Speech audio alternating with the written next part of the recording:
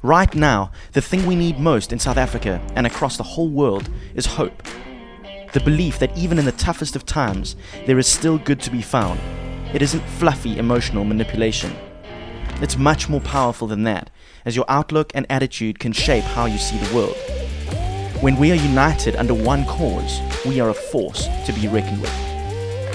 In Lesson 1, we looked at resilience and how it set us up to endure tough times. The COVID-19 pandemic has left many people questioning the future of our country, but these stories of South Africans that have chosen to respond with positive action towards this wave of uncertainty and fear show us that anyone can stand up, help, and make a difference. All it requires is resilience and the courage to be creative and use what is in your hands.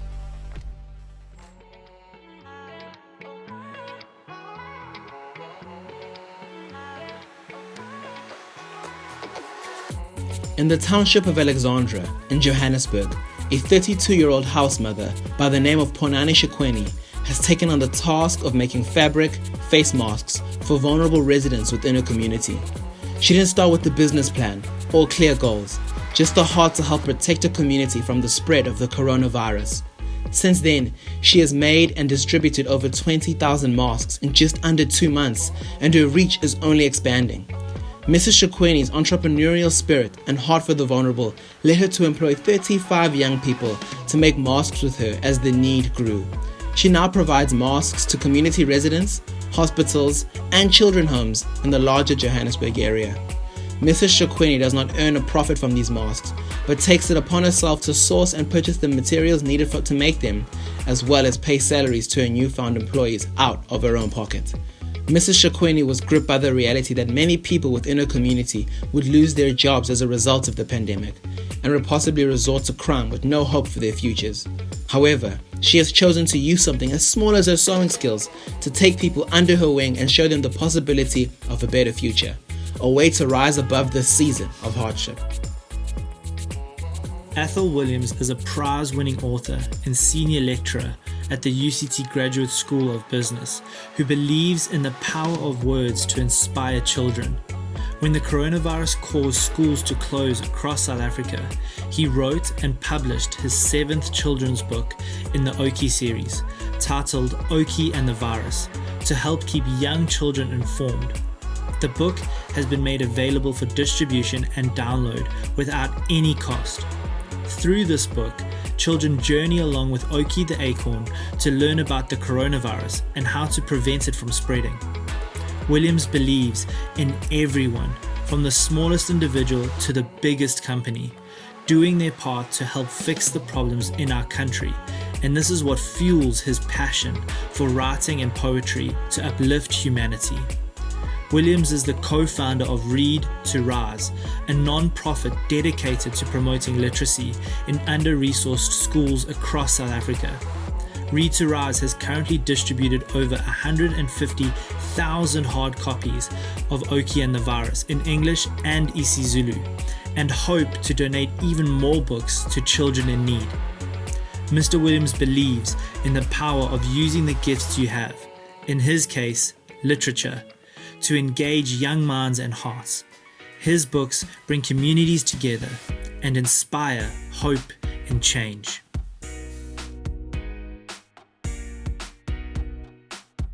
When 7-year-old Nkosana Buthelezi learnt about the coronavirus and saw how it started affecting the world around him, he felt the need to stand up and do something about it. So, Nkosana took the initiative to start producing, packaging, and selling his own hand sanitizers. Nkosana said, "I decided to start my own business of sanitizers because people need them, and I heard in the news that some stores were out of them. That really worried me. I also want my friends and family to stay safe and clean." He started by finding an easy and safe recipe for hand sanitizer online, and then approached his parents with the business idea. When his dad saw how passionate Nkosana was about the idea, he helped him design a label and make his first batch. After that, Clean Hands, the name of his new project, was born.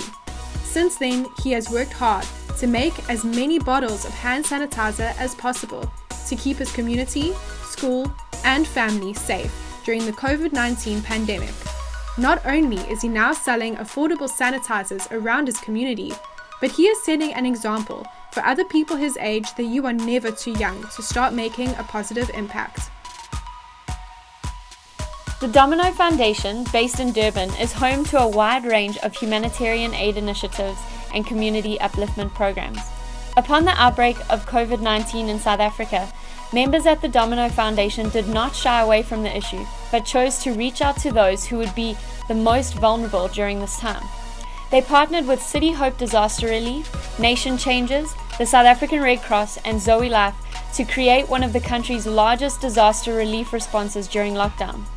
While lockdown had a negative impact on all of us, the Domino Foundation realized that those who are homeless or live in extreme poverty would be the hardest hit. By collaborating with other groups and working together, they have distributed over 20,000 food hampers, each of which can feed a family for a week. Their work just keeps growing, and they estimate that they have provided 1.7 million meals to people across KwaZulu-Natal. Now named the KZN Disaster Response Team, this group of charities have continued to provide shelter, basic medical care, and meals for the homeless and refugees in the city of Durban who did not have families or homes to return to during the lockdown. Volunteers assist in gathering food supplies, running soup kitchens, and providing pop-up clinic facilities for the homeless to receive medical attention. They recently took the project online, where people can buy a Hope voucher, which acts as a gift card to food stores for the recipient. Domino Foundation believes in bringing hope in the face of disaster, and that to do this, we all need to work together and be intentional about using our lives to help others. This is summed up in one of their values: we are contributors, not consumers. Two YouTubers, known as Rendog and Brian, came together and hosted an online Minecraft stream that raised nearly 2 million rand to help feeding schemes in South Africa during the COVID-19 outbreak.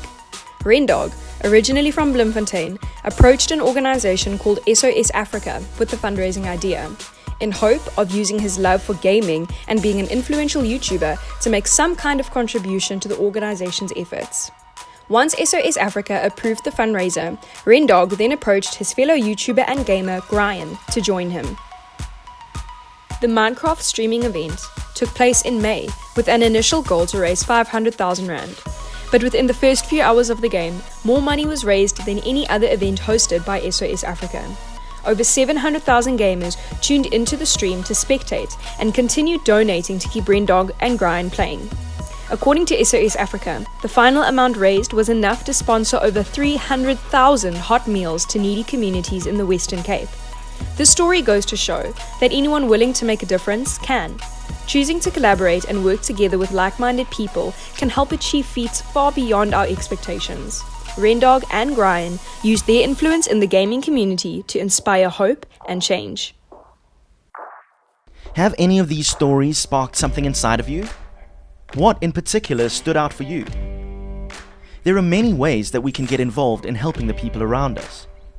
What we need to understand is that building a better country is not just the responsibility of the government or adults. It's not even just up to those who have a lot. Instead, we hope that you will be inspired by these stories that anyone, no matter their age, race, culture, or gender, can do their part to make South Africa a land of hope and success for all. The best part about helping others in this way is that not only do you get to be someone's hero, but your own mental health also improves.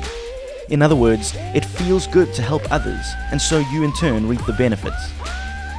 If you do feel encouraged to help out and spread some positivity, here are some things that you can do to make a difference in this season. Number 1. There are a number of organizations you can support by giving them online exposure through your Instagram or Facebook profiles. You could donate money or get in contact with someone to see where and how you can volunteer. forgood.co.za is an online directory that lists thousands of different charities, organizations, and causes. Check them out to see how you can get involved. If you want to reach out to Read to Rise and donate a book to a child in need, you can go to their website.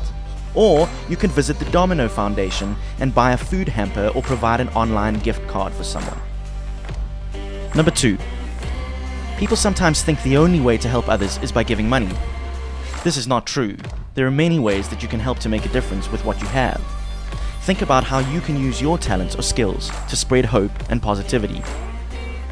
If you were inspired by one of our stories, you could learn how to sew face masks and donate these locally. You could donate books to a local children's home or under-resourced schools. You could make hand sanitizer at home and give to those who can't afford their own. Put together a food parcel for someone, or use your gaming or YouTube influence to host a fundraiser. You could write letters of encouragement and put them in post boxes around your neighborhood. Set up a call a friend schedule and think about a list of people you can call, message, or keep in contact with over this time, providing encouragement to them. You could donate clothes that you don't need to charities that help the poor or homeless. Turn your birthday into a charitable event. Instead of asking for lots of presents, ask each of your friends to donate to a cause you love in your honor. Create a change jar in your home. All the loose change that you get from the shops can be saved there until you have enough to donate. You'll be amazed how quickly all of those 10 and 20 cent coins add up.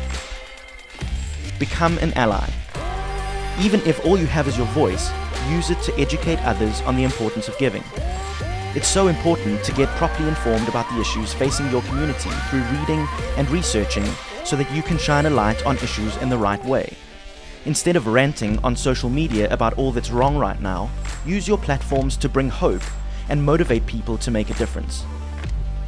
These are just a few examples of how you can keep hope alive during the COVID-19 pandemic. Take the time to think about something you're passionate about and use it to help people around you. Hope is the starting point of making a difference. So let's be a generation of young people that dare to hope.